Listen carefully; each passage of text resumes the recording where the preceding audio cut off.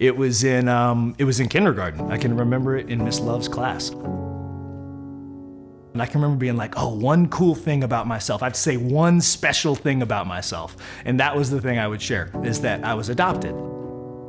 The greatest badge that you would wear and show and talk about first day of class and tell all your friends about. And at the same time, it made a fundamental wrestle of not fitting in even where you fit in. I've been for years trying to perform to get people to pick me because of the fact that at my earliest moment, fundamentally, I perceived I wasn't chosen.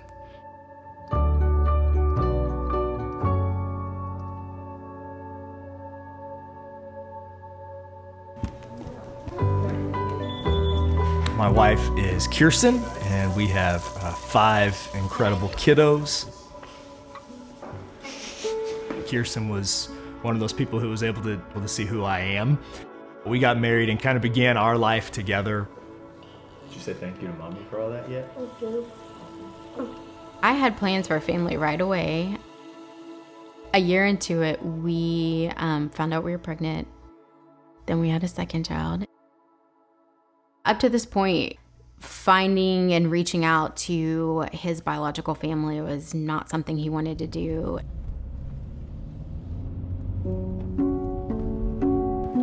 It was a Sunday that my dad called.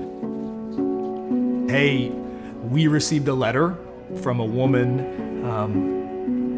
who believes she is your birth mother. And so I sat on it and didn't do anything. And it was about a couple months, early in February, that a second letter arrived. And this time she actually enclosed a photo of her 5 sons. All she desired was to be thankful and to know that her son was healthy and well. And so when that second letter arrived, I gained a freedom to just kind of take a step and say, okay, I'm gonna trust that there's something richer beyond this that I don't know. And just a few months later, we had our first ever phone call. Yeah, that began our reunification process.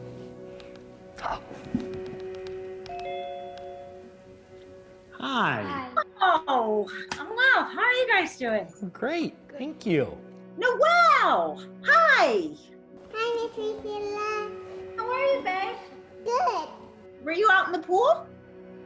No, Mama, we were playing outside.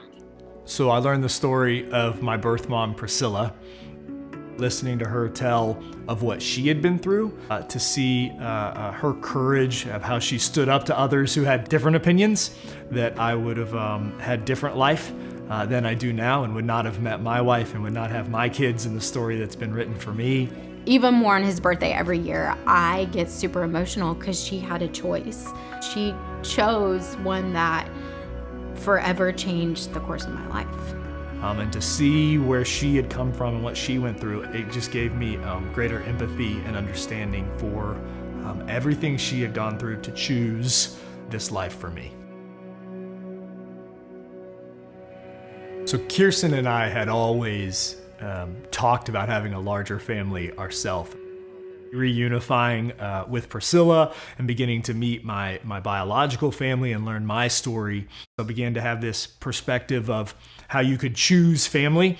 You could choose to love this way and have kind of a woven family together. And so we really felt this was a place for us to step in, really feeling a call in our state to foster. Our son, Isaac, came into this world with extreme challenges in front of him. He is one of the most remarkable human beings I've ever encountered in my life. We actually ended up adopting Isaac into our household. When we first adopted our son, I remember very specifically setting out with the mode of, though he's adopted, I'm gonna parent him the same as my biological kids. I'm gonna over the top make sure that we're the same with everyone. What I began to recognize and remember is that all kiddos are unique and different, whether they're biological, whether they're adoptive, no matter how they come into your family. The fundamental, who am I? What am I called to do? All these questions are gonna stir no matter the beginning of a child's story. Jamie's on. Come on. Jamie.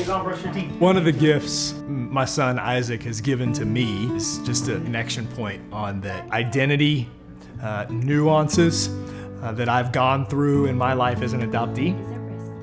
When you open up your home to adoption, you are making a choice daily to love everyone, even more than you know that you're capable of doing. With your spouse, with your kiddos, with your parents, with those that are closest to you, like it's a choice every day. In the morning, Dad shouted, "Get up, rise and shine, it's 3:45, let's leave here on time." All those choices that my adoptive parents had to do to choose to love me, to choose me to be their son, to be in their family. And then I look at what Priscilla went through to choose to place me for adoption, right? To make this brave choice. And so again, it just weaves for me as an adoptee, and now even as an adoptive father, like that fundamental element of this is about a choice, day in, day out, to build a family. This is a choice to love and to choose life every single day.